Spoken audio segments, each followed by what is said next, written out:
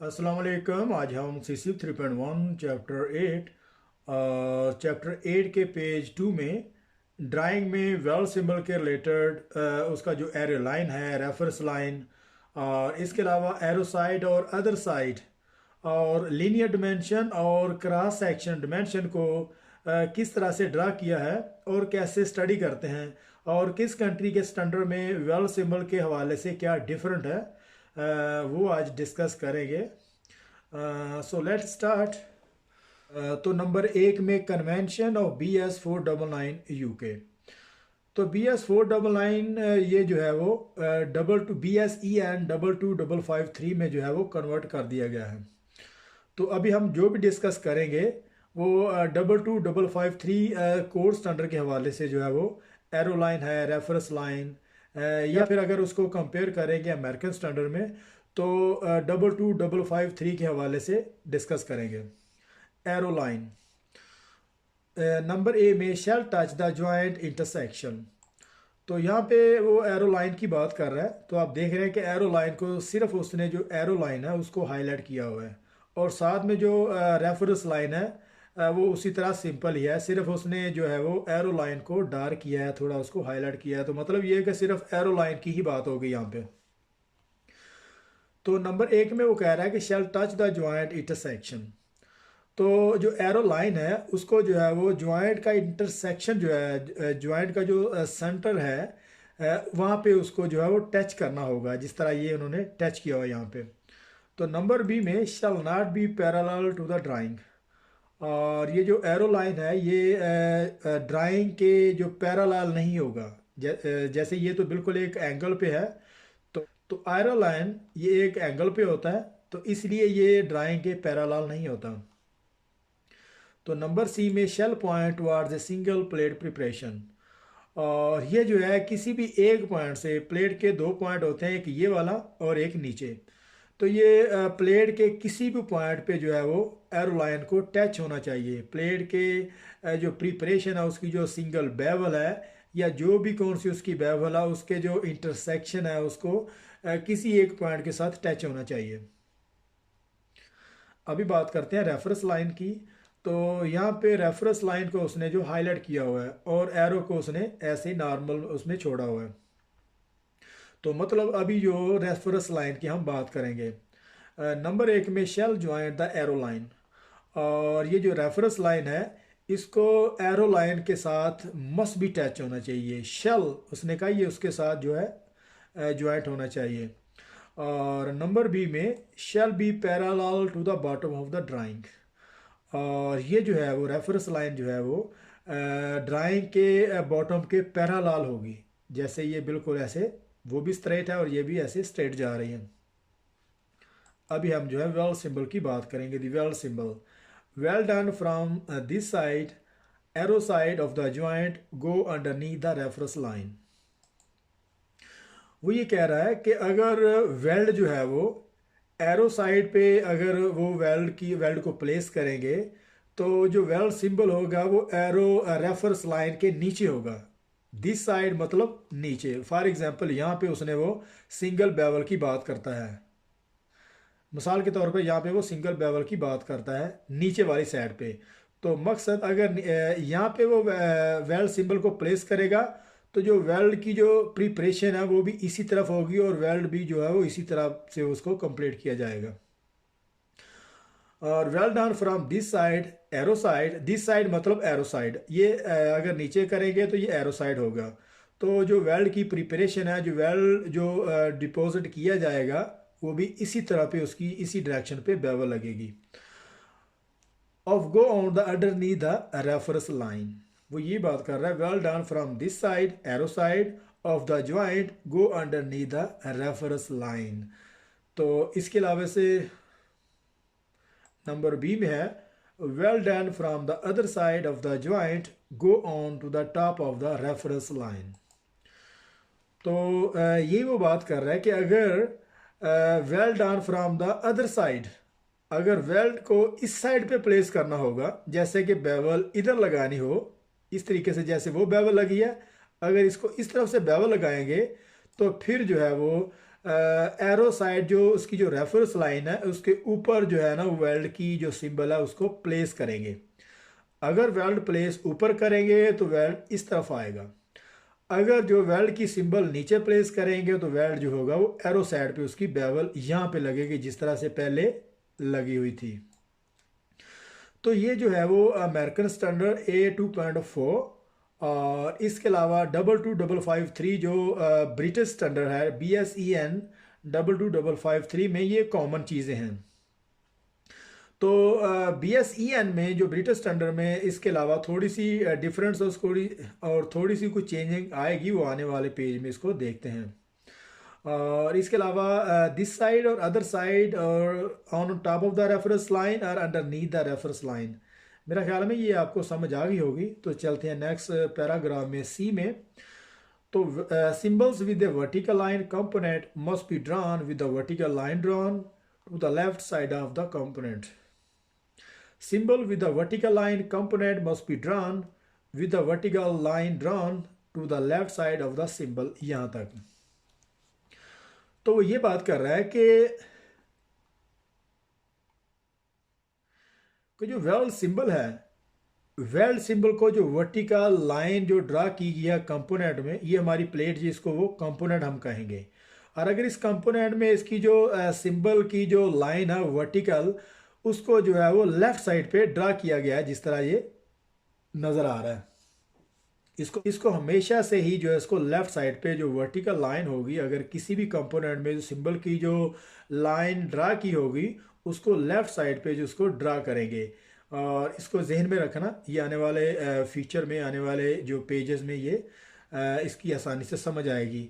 और इसके बाद वो कह रहा है कि symbol with the vertical line component must be drawn with the vertical line drawn to the left side of the symbol.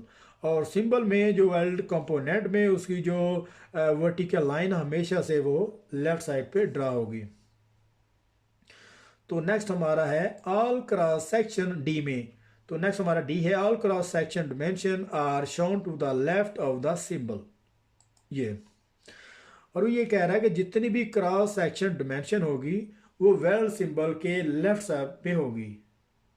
वो यही बात कर रहा है कि जितनी भी क्रॉस सेक्शन डिमेंशन होगी वो वेल्ड सिंबल के लेफ्ट साइड में प्लेस की जाएंगी। और इसके अलावा fillet throat thickness is proceeded by the letter A and the leg length by the letter B. तो fillet weld thickness is proceeded आमतौर पर कहा जाता है, लिखा जाता है by the letter A and the leg length by the letter B.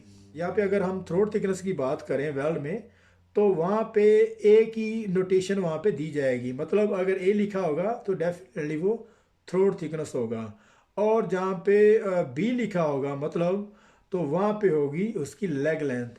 और इसको हमेशा से ही छोटे लफ्ज़ों में इसको लिखा जाता है। तो अभी हम इसको दोबारा फिर थोड़ा चेक करते हैं। जैसे ये एक फिलट वेल्ड है और फिलट वेल्ड को यहाँ पे जो है प्लेस किया गया है। तो इस ट्रैक्शन में जो हॉरिजॉन्टल या फिर वर्टिकल अगर लाइन होगी तो उसको हम लेग लेंथ कहेंगे। अगर यहाँ पे बी लिखा होगा तो फॉर एग्जांपल ये बी है तो ये लेग लेंथ होगी। तो हॉरिजॉन्टल में भी इसी तरह से ये भी इसकी लेग लेंथ जो है कंसीडर की जाती है। तो थ्रोट थिकनेस ये होगी यहाँ पे, ये वेल्ड रूट फ्यूजन से लेकर और उसकी जो एक्सेस वेल्ड मेटल है वहाँ तक उसको जो थ्रोट थिकनेस ए में यहाँ पे इसको जो है वो लिखेंगे, लेकिन ये हमेशा से छोटे लफ्ज़ों में लिखा जाएगा। और अमेरिकन स्टैंडर्ड में इसको जी के नाम से लिखा जाता है। तो all cross section dimension are shown to the left of the symbol. तो जितनी भी क्रॉस सेक्शन डिमेंशन होती हैं उसको वेल्ड के लेफ्ट साइड पे लिखा जाएगा, जैसे कि अभी हम इसको देखते हैं।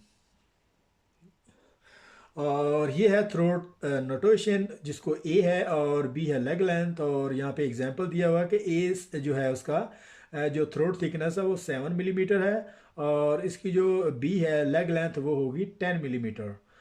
और इसको जो है वो वेल्ड सिंबल के लेफ्ट साइड पे इसको जो है लिखा हुआ है। और यह cross section dimension, cross section dimension इस हवाले से कहते हैं कि क्योंकि ये एक ट्राइंगल होता है और इसकी एक मसलस होती है और इसको एक एंगल के तौर पर लिखते हैं। जैसे ये है, ये बी होगी और यहाँ पे इसको ए लिखेंगे और इसी तरीके से ये उसकी होगी थ्रोट थिकनेस ए नोटेशन। और क्योंकि ये एक ट्राई एंगल में होती है तो इसीलिए इसको क्रॉस सेक्शन डायमेंशन कहेंगे। और इसके अलावा जो वेल सिंपल के राइट साइड पे है इसको लीनियर डायमेंशन जो है वो इस हवाले से कहेंगे, क्योंकि यहाँ पे इसको जितनी भी इसकी जो वेल्ड के नंबर्स हैं, कितने वेल्ड बनाने हैं तो 10 वेल्ड बनाने होंगे। और इसके बाद वेल्ड की लेंथ कितनी होगी तो यहाँ पे उन्होंने 50 मिलीमीटर, मतलब 50 मिलीमीटर लेंथ होगी वेल्ड की। हर वेल्ड की जो लेंथ होगी 50 मिलीमीटर होगी। और नंबर टोटल कितने होंगे वो 10 वेल्ड वहाँ पे बनाने होंगे। तो उसके दरमियान जो है वो फासला कितना होगा कि वेल्ड, एक वेल्ड के बाद जो दूसरा वेल्ड लगेगा उसके दरमियान फासला कितना होगा, स्पेस कितना होगा, तो वो 100 मिलीमीटर है। यहाँ पे जितना मार्क किया होगा, जितना लिखा होगा उसी हिसाब से वेल्ड बनाने होंगे। और जितने यहाँ पे वेल्ड लिखे होंगे या उसकी लेंथ लिखी होगी मुख्तलिफ तरीके से, उसी हिसाब से ड्राइंग के हवाले से फिर जो भी कंपोनेंट आएगी, जो भी एप्लीकेशन होगी, उसी तरीके से वहाँ पे उसको वेल्ड बनाए जाएंगे। तो इसका जो फार्मूला होगा वो एन नंबर मतलब एन, और इसके बाद यहाँ पे एन लिखेंगे, एन सॉरी एन, और उसके बाद मल्टीप्लाई करेंगे एल।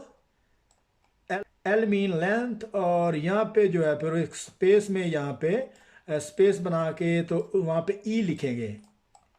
ई जो है वो ऐसे बैरिकेड उसको कर देंगे, मतलब लेंथ, एल मीन लेंथ, और नंबर मीन उसकी जो नंबर कितने वेल्ड बनाने हैं, और ई मतलब उसका जो स्पेस है।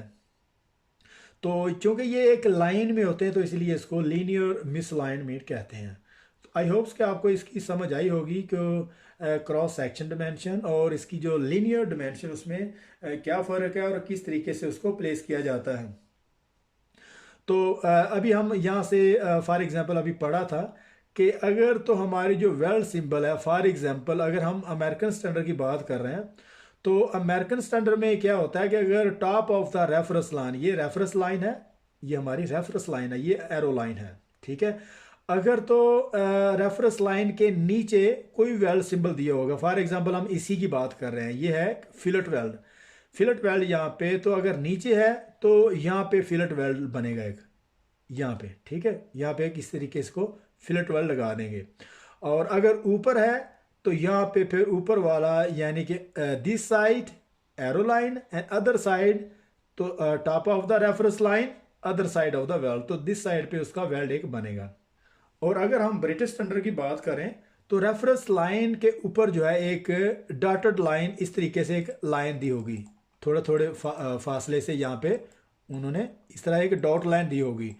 तो डॉट लाइन मतलब जहाँ पे भी डॉट लाइन होगी ऊपर या नीचे, तो डेफिनेटली उसका जो वेल्ड होगा वो अपोजिट पे प्लेस होगा। अभी हम यहाँ से स्टार्ट करते हैं। When only leg length is shown the reference letter B is optional. वो ये कह रहा है कि जहाँ पे भी लेग लेंथ दी होगी तो वहाँ पे जो लेटर बी है, क्योंकि डेफिनेटली जो लेटर बी है ये लेग लेंथ में ही आता है, तो वहाँ पे लेटर बी है वहाँ पे ऑप्शनल होगा। जैसे अगर लेग लेंथ की वैल्यू फॉर एग्जांपल 10 मिलीमीटर है तो वहाँ पे बी लिखने की ज़रूरत नहीं है, मतलब अगर ए की वैल्यूज़ है तो वहाँ पे बी लिखने की भी ज़रूरत नहीं है, मतलब वो डेफिनेटली जो है वो लेग लेंथ वो समझी जाएगी, तो वहाँ पे ये नोटेशन मार्क करने की भी ज़रूरत नहीं है। The throat thickness for the partial penetration butt weld is preceded by the letter S. तो जो वेल्ड की थ्रोट थिकनेस है उसको जो उसकी जो पार्शियल पेनिट्रेशन बट वेल्ड की उसको जो है वो एस में लिखते हैं, उसको कहा जाता है, लिखा जाता है एस नोटेशन में, उसको जो है वो लिखते हैं। नंबर ई में है all linear dimension are shown on the right of the symbol. तो जैसे अभी हमने पहले पढ़ा कि जितनी भी लीनियर डायमेंशन है उनको जो है right side of the symbol, ये सिंबल है बीच में, और सिंबल के राइट साइड पे उसको लिखते हैं। जैसे नंबर है, लेंथ है, स्पेस है, और इसी तरीके से कितने नंबर पे वेल्ड लगाने हैं तो 10 हैं, और उसके बाद कितने मिलीमीटर की वेल्ड की लेंथ होगी तो 50 मिलीमीटर है, और इस यहाँ पे जो 100 जो है उसको वो क्लोज किया हुआ है, मतलब उसका जो वेल्ड के दरमियान जो फासला होगा वो 100 मिलीमीटर होगा। तो चूंकि ये एक लाइन में होते हैं तो इसलिए इसको लीन, चूँकि ये एक लाइन में होते हैं तो इसलिए इसको जो है वो लीनियर डायमेंशन कहते हैं। और इसके जो वर्ल्ड सर्कल के लेफ्ट साइड पे क्रॉस सेक्शन डायमेंशन है, चूँकि ये एक एंगल पे होती है और इसकी जो मसलस टाइप होती है, इसकी त्रिकोण टाइप की जो डायमेंशन लिखी होती हैं, तो इसको फिर क्रॉस सेक्शन डायमेंशन जो है वो कहते हैं। तो वो हमेशा तौर पर वर्ल्ड के लेफ्ट साइड पे वो प्लेस की होती हैं। तो यहाँ पे उसने एक एग्जांपल दे के यहाँ पे समझाया हुआ है। तो आई होप आपको ये समझ आई होगी। अगर किसी चीज़ की समझ ना हो तो आप इसको डिस्क्रिप्शन में आप कुछ भी अगर इसके रिलेटेड अगर पूछना चाहें तो आप जो है वो क्वेश्चन कर सकते हैं। तो यहाँ पे हमारा पेज 2 था, चैप्टर 8 का ख़त्म हो रहा है यहाँ पे। तो मिलते हैं नेक्स्ट पेज में, तब तक के लिए अल्लाह हाफिज़।